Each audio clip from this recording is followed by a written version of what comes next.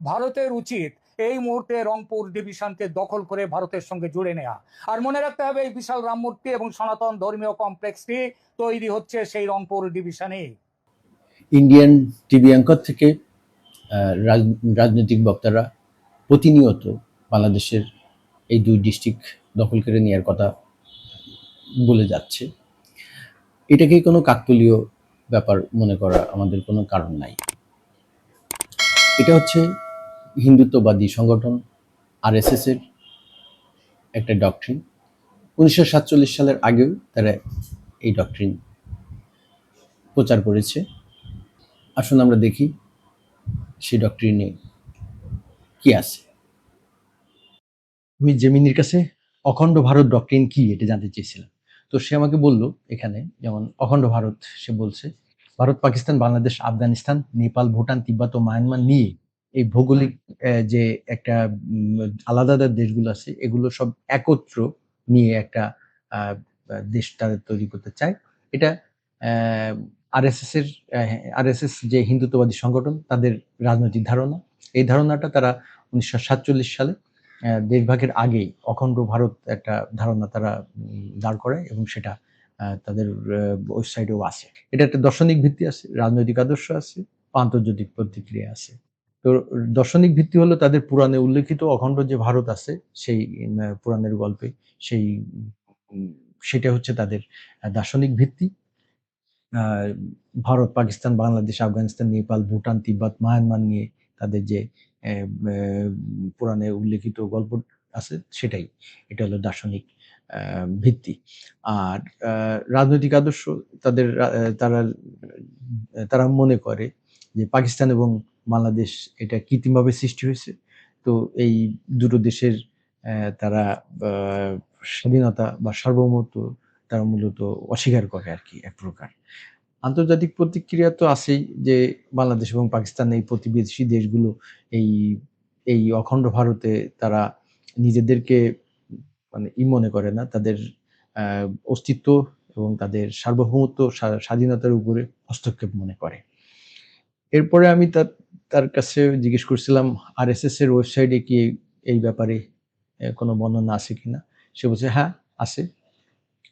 RSS এর official ওয়েবসাইটে সুস্পষ্ট বর্ণনাই আছে। তো সেখানে কি, কি আছে সেখানে এখানে লিখে দিছে। হ্যাঁ? তাদের প্রধান মোহন ভগবত এই জিনিসগুলো তাদের রূপরেখা দিয়ে গেছে। ওখানে আরএসএস ওয়েবসাইটে আছে। আমরা একটু পরে ওয়েবসাইটে যাবো। তো তারা দেশ ভাগের বিরোধিতা করে। যে ৪৭ সালে যে ভারতের বিভাজন হয়েছে, এটা তারা অস্বাভাবিক এবং দুঃখজনক হিসেবে বর্ণনা করে। তার ওয়েবসাইটে আছে, এবং প্রতিবেশী দেশগুলোর বর্তমান নানা রাজনৈতিক সমস্যার সংকট এই কারণে হইছে, এই তারা মনে করে। তার মানে তারা ৪৭ সালে যে দেশ ভাগ হইছে, এটা তারা মেনে নিতে পারে না এবং তারা বিশ্বাস করে না, এটা দুঃখজনক মনে করে। সাংস্কৃতিক ধারণা রাজনৈতিক নয়, এটা আছে। নেতার বক্তব্য অনুযায়ী অখণ্ড ভারত কোনো সামরিক বা জোরপূর্বক রাজনৈতিক অগ্রাসন পরিকল্পনা বর্ণনা দিয়ে একটি সাংস্কৃতিক এবং আধ্যাত্মিক আকাঙ্ক্ষা। এটা তারা বলে, এটা যেহেতু যদি বলে যে এটা আ উম সামরিক আগ্রাসন, এটা কেউ বলে না। এখানে আর এটা বলে না। এটা বলার কথা না।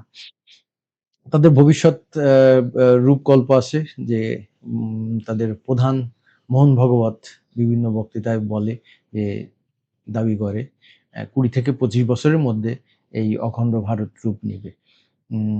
কালক্রমে এই দেশগুলো বর্ডার ভেঙে যাবে এবং তারা অখণ্ড ভারত প্রতিষ্ঠা করতে পারবে। আপনারা দেখলেন যে আমরা জেমিনির কাছে যে ডক্ট্রিন জানতে চেয়েছিলাম সেখানে কি বলছে। এবার আসুন আমরা দেখি তাদের আরএসএস এর ওয়েবসাইটে তারা কি লিখে রেখেছে। তাদের একটা সাইটে আমি গেছিলাম। সাইটটা এই যে তাদের সাইটে অখণ্ড ভারত যেখানে বলা আছে, অখণ্ড ভারত এখানে আপনারা দেখে নিয়েন। আচ্ছা, তাদের যে নতুন সংসদ ভবনের যে আ তাদের যে পার্লামেন্ট নতুন ভবন হয়েছে, সেখানে আগে যে ম্যাপ ছিল সেই ম্যাপ রিপ্লেস করে বিজেপি তো নতুন একটা ম্যাপ দিয়েছে। সেই ম্যাপটা কোত্থেকে এসেছে? ম্যাপটা আমরা দেখাবো ওদের পরবর্তীতে, আমি এটা দেখাচ্ছি। বাট ওটা ইন্সপায়ার বাই কোত্থেকে, সেটা এটা বিজেপি গভর্নমেন্ট ইন্সপায়ার হয়েছে কোত্থেকে? মানে আরএসএস তো বিজেপিরই, বিজেপি হলো আরএসএস এর একটা আ অঙ্গ সংগঠন। তো আরএসএস যেখানে থাকবে, যা করবে সেটা তো বিজেপি আসবে। এখানে দেখেন যে ম্যাপটা দেখছেন, এখানে যে ম্যাপ, এখানে ম্যাপের ভিতরে কিন্তু এই পুরো অখণ্ড ভারতের যে আ জায়গাগুলো, সেই জায়গাগুলো এখানে আছে। এটা তারা এই যে তাদের প্রধান এটা ফুল দিয়ে পূজা-টুজা করতেছে। তো এটা হচ্ছে অখণ্ড ভারতের তারা ম্যাপটা এখানে রাখছে তাদের সাইটে, এবং অখণ্ড ভারত সম্বন্ধে তারা বলছে যে, "ভারত ইজ অখণ্ড, it is a fact of life. Our ancestors, Sanskriti and motherland unite us. Akhand Bharat is not a merely about politics but about the unity of the people's consciousness."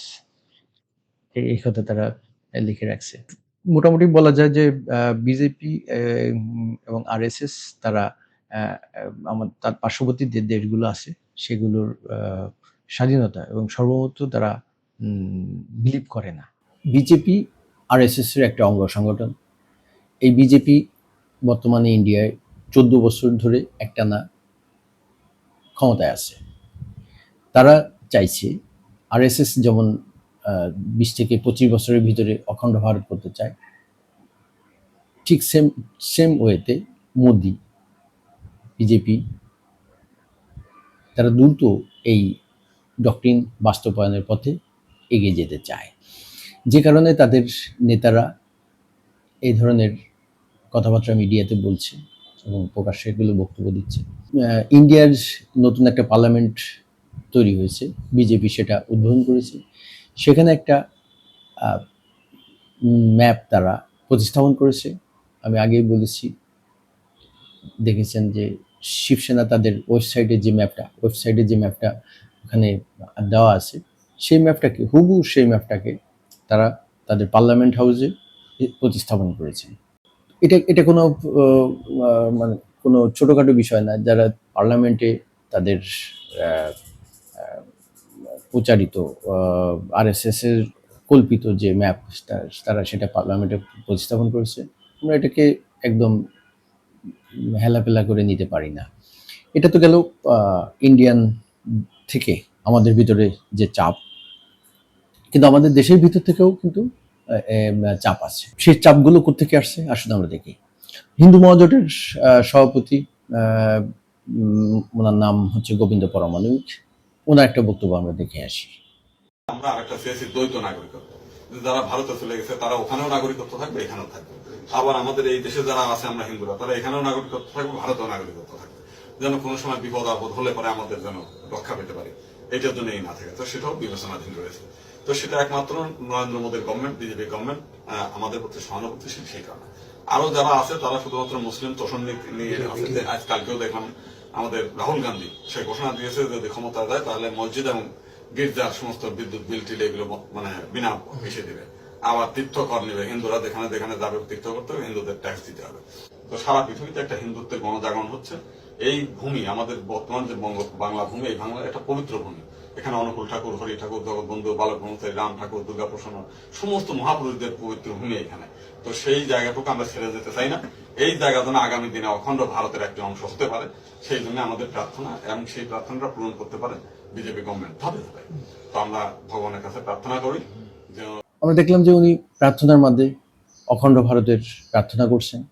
উনি শুধু যে প্রার্থনার ভিতরে এই জিনিসগুলো রেখেছেন তা না, দেখুন উনি এটা নিয়ে আর্গুমেন্টও করছেন। আমি অখণ্ড ভারত চাই, বাংলাদেশ বলি আমি ভারতের মধ্যে চাই না, না অখণ্ড ভারত চাইতে অসুবিধা নেই, এটা তো অখণ্ড ভারত ছিল, এটা তো অখণ্ড ভারতের অংশ। আপনি আরব দেশ থেকে আসে এই দেশটা ইসলামী রাষ্ট্র বানাইবেন, আর আমি যেদিন আগে ভারত ছিল, এই ভূমি ভারতের ভূমি, এটা আরবের ভূমি না, কৃষ্ণের ভূমি। ওনার বক্তব্য উনি বলছেন যে আরব থেকে আপনারা এসে এখানে ইসলাম কায়েম করবেন আর আমরা এখানেই থেকে অখণ্ড ভারত চাইতে পারবো না, এটা তো হতে পারে না। সো তার মনোভাবটা কি এটা আপনারা বুঝতে পারলেন।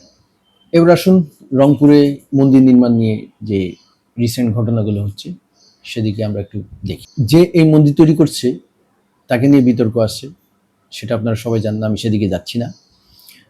আমার কথা হলো যে রাম মন্দির, রাম মূর্তি নিয়ে এখানে কিন্তু কৃষ্ণর বড় ধরনের 50 ফিট না কত ফিট যেন মূর্তি আছে, আরো কারো কারো মূর্তি এখানে আছে। কিন্তু সমস্যা সেটা নিয়ে বাংলাদেশের কোনো লোকজন এতদিন পর্যন্ত কোনো সমস্যা করে নেই, তারা আপত্তি জানায় নাই। আপত্তি জানিয়েছে কোথায়? রাম মন্দির নিয়ে। আপনারা নেটে সার্চ করে দেখে আসতে পারেন যে ইন্ডিয়ার মতো হিন্দুত্ববাদী একটা দেশে, হিন্দু সংখ্যাগরিষ্ঠ একটা দেশে, ওয়েস্ট বেঙ্গলের মতো একটা জায়গায় রামের 80 ফুট উঁচু কোনো মূর্তি আপনারা কোথাও পাবেন না, কোথাও নাই। এই রাম হলো হিন্দুত্ববাদী সংগঠন আরএসএস এর আরাধনার দেবতা। বাঙালিরা রামের আরাধনা করে না, সেই কারণে পুরো পশ্চিম বাংলায় তারা কখনো 80 ফিট বা 50 ফিট বা 100 ফিট কোনো রামের মূর্তি তৈরি করে নাই। এটা আরএসএস এর এজেন্ডা। এই জয় শ্রী রাম হচ্ছে হিন্দুত্ববাদী সংগঠনের স্লোগান। তারা এই স্লোগান দিয়ে, আমরা দেখছি যে তারা এই স্লোগান দিয়ে মুসলিমদেরকে নিগ্রহ করছে। প্রতিনিয়ত আমরা দেখছি যে মুসলিমদেরকে ধরে ধরে জোর করে এই জয় শ্রীরাম বক্তব্য দেওয়া, স্লোগান দেওয়া হচ্ছে। আমাদের বাংলাদেশেও কিন্তু কখনো পশ্চিমকালে এই জয় শ্রীরাম স্লোগান ছিল না। এটা হিন্দুত্ববাদী সংগঠনের উত্থানের ফলে বাংলাদেশেও এখন এটা চলে আসছে, এবং তারা বাংলাদেশের মতো, বাংলাদেশের রংপুরের মতো একটা জায়গায় যেখানে হিন্দুরা খুবই কম সংখ্যক, সেইখানে 80 ফিটের মতো রাম মূর্তি নির্মাণ করছে প্রকাশ্যে। এটার পিছনে বেশ কিছু কারণ আছে, যেমন অযোধ্যা বাবরি মসজিদ যেটা ভাঙছে, ওটা রামের জন্মস্থান, তাই সেখানে মসজিদ রাখা যাবে না, সেটা ভেঙে দিছে। 200-250 বছরের পুরনো একটা মসজিদ, শুধুমাত্র রামের জন্মভূমির কথা বলে সেটা ভেঙে দিয়ে দিয়েছে। এরকম অসংখ্য মসজিদ তারা নিচে মন্দির আছে এসব বলে ভেঙে দিচ্ছে। আমাদের ভয়টা কোথায়? এখন মনে করেন যে এখানে রামের মন্দির তৈরি হচ্ছে, রাম মূর্তি তৈরি হচ্ছে, 1-2 প্রজন্ম পরে ইন্ডিয়া দাবি করবে যে এখানে রামের কোন একটা অবস্থান ছিল, মামা বাড়ি ছিল বা দাদা বাড়ি ছিল, এরকম কোনো কিছু বলার পরে বলবে যে এখানে রাম রাজত্ব হবে, এটা কেড়ে নিতে হবে।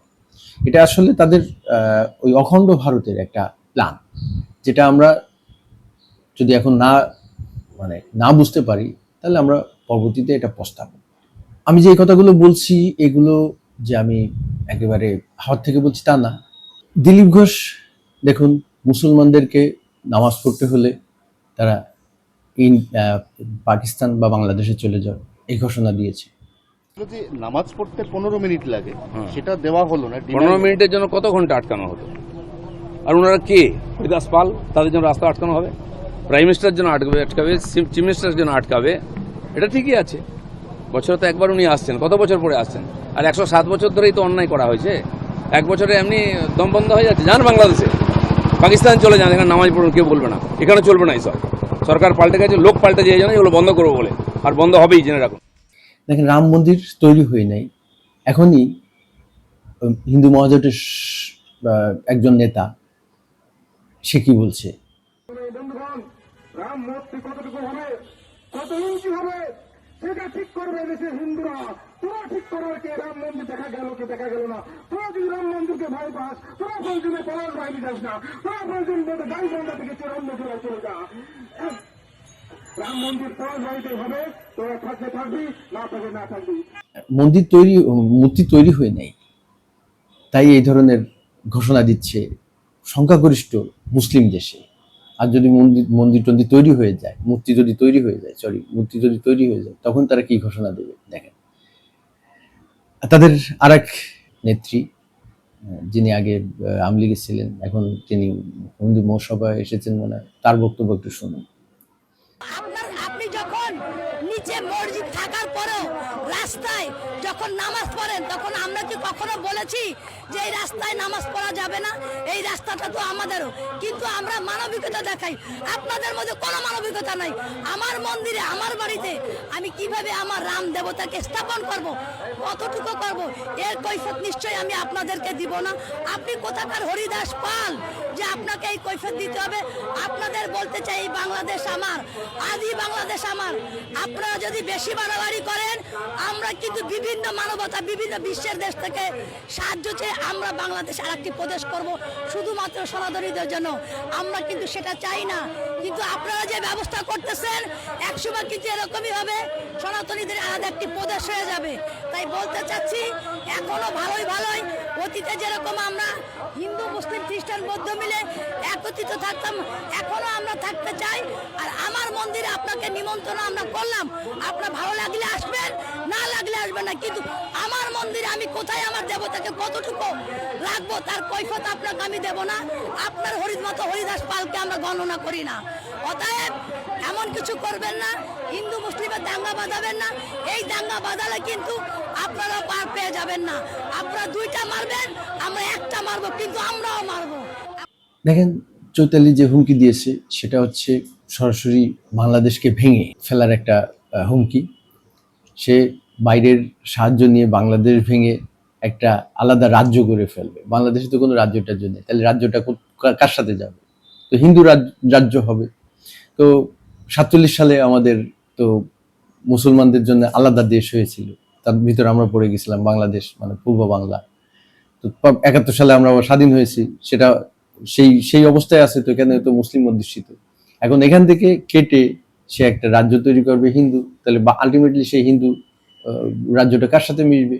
ইন্ডিয়ার সাথে মিশবে। তো দেখেন, উনি কত বড়, উনি একজন আইনজীবী।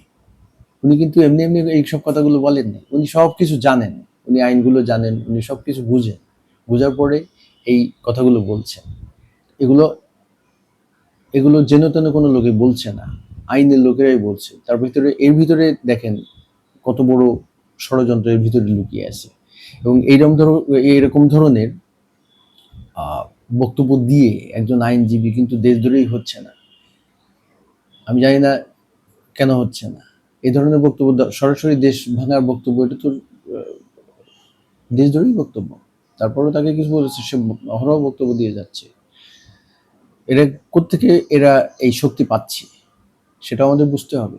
এরা কিন্তু, আমি জানি না এটা সংখ্যা বা হোল হিন্দুদের তারা রিপ্রেজেন্ট করে কিনা, বাট তারা কিন্তু এসব বক্তব্য দিচ্ছে, হিন্দুত্ববাদী বক্তব্য দিচ্ছে বাংলাদেশে, এবং জয় শ্রীরামও বলছে। এটা এই জন্যই মনে হচ্ছে যে এটা আসলে গ্রেট আরএসএস এর গ্রেট সেই প্ল্যান, অখণ্ড ডক্ট্রিনের একটা প্ল্যান।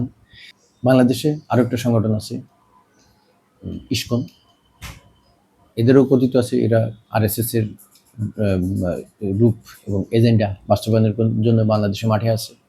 তো এই যে সংগঠনগুলো সবাই আসলে আরএসএস এর হিন্দুত্ববাদী ডক্ট্রিন বাস্তবায়নের জন্য বাংলাদেশে কাজ করছে। তো এই ক্ষেত্রে আমাদের করণীয় কি? আসলে মুসলিমদের তেমন কোনো করণীয় নেই প্রোটেস্ট করা ছাড়া। এগুলো ভাঙতে ফুংতে যাওয়ার দরকার নেই। যা করতে হবে আমাদের প্রোটেস্ট করতে হবে, এটা হতে দেওয়া যাবে না এখানে। আর সরকারের উপর প্রেশার তৈরি করতে হবে, সরকার যাতে এই ধরনের রাষ্ট্রীয় বিরোধী তৎপরতা, রাষ্ট্রীয় দ্রোহী বক্তব্য যারা দিচ্ছে তাদেরকে আইনের আওতায় যাতে আনে, তার জন্য আমাদের প্রেশার ক্রিয়েট করতে হবে সরকারকে। এই ধরনের বড় স্থাপনা তৈরি করতে গেলে সরকারি নিয়ম নীতি আছে, সেগুলো তারা পালন না করে থোড়া কেয়ার করে এগুলো করতেছে। তো সরকারের এগুলো নজরে আনতে হবে, তাদের প্রপার পারমিশন নিয়েছে কিনা সেগুলো তাদের দেখতে হবে। যদি না নেয় তাহলে সেগুলো আইনের আওতায় আনতে হবে।